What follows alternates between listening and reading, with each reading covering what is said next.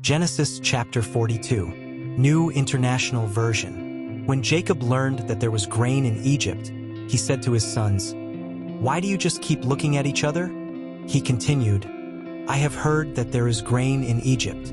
Go down there and buy some for us so that we may live and not die." Then 10 of Joseph's brothers went down to buy grain from Egypt. But Jacob did not send Benjamin, Joseph's brother, with the others, because he was afraid that harm might come to him. So Israel's sons were among those who went to buy grain, for there was famine in the land of Canaan also. Now Joseph was the governor of the land, the person who sold grain to all its people. So when Joseph's brothers arrived, they bowed down to him with their faces to the ground. As soon as Joseph saw his brothers, he recognized them. But he pretended to be a stranger and spoke harshly to them. "Where do you come from?" he asked. "From the land of Canaan," they replied, "to buy food." Although Joseph recognized his brothers, they did not recognize him. Then he remembered his dreams about them and said to them, "You are spies. You have come to see where our land is unprotected." "No, my lord," they answered. "Your servants have come to buy food. We are all the sons of one man. Your servants are honest men, not spies." "No," he said to them. "You have come to see where our land is unprotected." But they replied, "Your servants were 12 brothers, the sons of one man, who lives in the land of Canaan. The youngest is now with our father, and one is no more." Joseph said to them, "It is just as I told you. You are spies, and this is how you will be tested. As surely as Pharaoh lives, you will not leave this place unless your youngest brother comes here. Send one of your number to get your brother. The rest of you will be kept in prison, so that your words may be tested to see if you are telling the truth. If you are not, then as surely as Pharaoh lives, you are spies." And he put them all in custody for 3 days. On the 3rd day, Joseph said to them, "Do this and you will live, for I fear God. If you are honest men, let one of your brothers stay here in prison, while the rest of you go and take grain back for your starving households.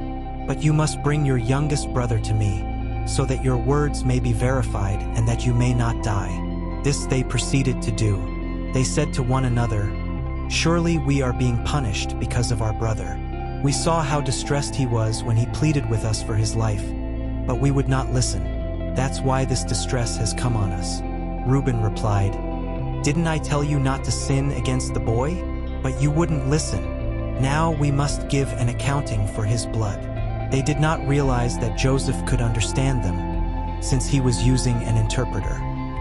He turned away from them and began to weep, but then came back and spoke to them again.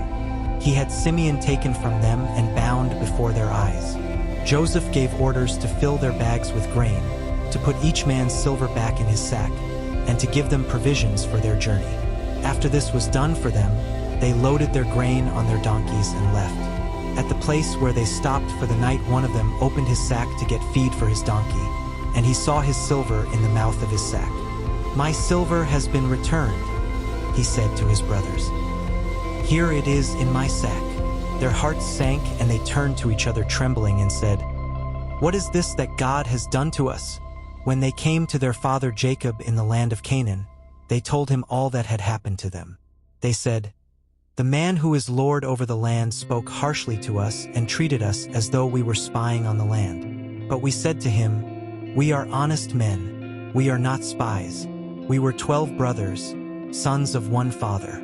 One is no more, and the youngest is now with our father in Canaan.' Then the man who is lord over the land said to us, 'This is how I will know whether you are honest men. Leave one of your brothers here with me, and take food for your starving households and go.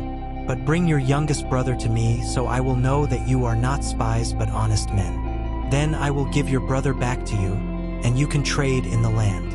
As they were emptying their sacks, there in each man's sack was his pouch of silver.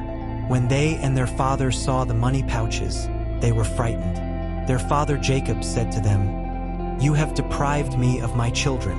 Joseph is no more and Simeon is no more, and now you want to take Benjamin. Everything is against me."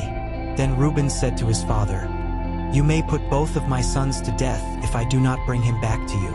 Entrust him to my care, and I will bring him back." But Jacob said, My son will not go down there with you. His brother is dead, and he is the only one left. If harm comes to him on the journey you are taking, you will bring my gray head down to the grave in sorrow.